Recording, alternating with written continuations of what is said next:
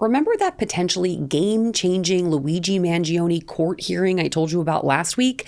Yeah, it's still going on. We knew it was going to be a long one, but it's been days now. That said, we're getting some really good intel from it, like the fact that police found bullets wrapped in wet underwear inside his backpack. Wet with what? I don't know, and I'm not sure I want to know. Authorities also said they found notes that Mangione wrote, a kind of a to-do list that included a reminder to, quote, pluck eyebrows.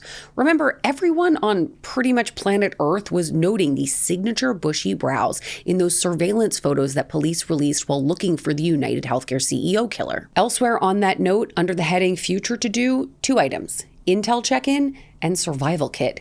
He also scribbled down the names of Ohio City's Columbus, Cleveland, and Cincinnati. Now, if I were to venture a guess on that one, considering he's said to have fled from Manhattan to Western PA, Ohio was likely his next destination. Now, this hearing continues today, and I'll update you on any developments. What would make your travel experience better when going through one of the nation's airports? No lines? Being able to take a bottle of water? How about better food? Health and Human Services Secretary Robert F. Kennedy Jr. and Transportation Secretary Sean Duffy are spending $1 billion to try to help make things smooth sailing, or flying as it were. The 2 cabinet secretaries have announced a new program that aims to make the travel experience better and healthier for American families. Things like nutritious food options, which great, but can they be cheaper too? They're also offering more breastfeeding facilities and even workout facilities. Now, in case we've never seen or heard of a gym, RFK and Duffy went ahead and showcased a workout for us. Yeah, Hans and Franz were ready to pump you up with the really, for real, they did this in front of cameras and people, pull-up contest at an airport. That's precisely what air travel is missing. When I'm wedged in a middle seat in the back of a plane next to the bathroom, I also want to be sitting between 2 out-of-breath middle-aged men who just soaked through the 3-piece suits the transportation secretary would also like us to wear when we travel. Okay, but better food, I can totally get on board with that. I fly typically over the past 30 years, probably average 250 days a year in airports, and I can tell you, this is where healthy diets go to die. Airports can apply for grants from that $1 billion pot to improve the travel experience, like, say, adding more salad vending machines from a company like Farmer's Fridge, who happened to be at the event today.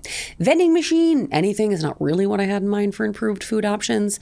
Now, Duffy said he was intentionally leaving the guideline for those grants vague. Well, I don't love that part, but maybe, just maybe, they can allocate a few bucks to give a girl a decent gluten-free option. A wealthy American student stabbed his girlfriend to death in her London apartment after a blow-up fight. So, what's a bougie Nepo baby to do?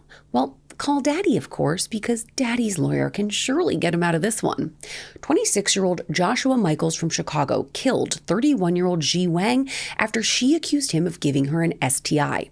Now, the murder took place back in 2024, but we have learned a lot more about how it went down this week after Michaels was convicted. He claims that Wang came at him with a knife and he killed her accidentally while he was trying to defend himself. Yeah, nobody bought that either. The couple had dated for about 6 months before finally deciding to consummate their relationship. And now, here is where things get weird. The victim was a self-confessed germaphobe, and she gave Michaels strict instructions on how to enter her apartment, then clean himself, and put on a condom before coming into the bedroom where she was waiting. After their encounter, the one and only time they had sex, she developed a rash and blamed him. Prosecutors said that even after he'd stabbed and choked her, Wang may have lived had Michaels called for an ambulance. But looking to save his own ass, the killer's first call was to his father, a VP of sales strategy at a company in Chicago, to get the contact details for a lawyer. Then he got around to calling an ambulance. Too little, too late. For more on these stories and everything else you could possibly want to know, check out the New York Post in print or online. And don't forget, like and subscribe to the New York POSTcast wherever you get your podcast and on YouTube. I promise, you'll be glad you did.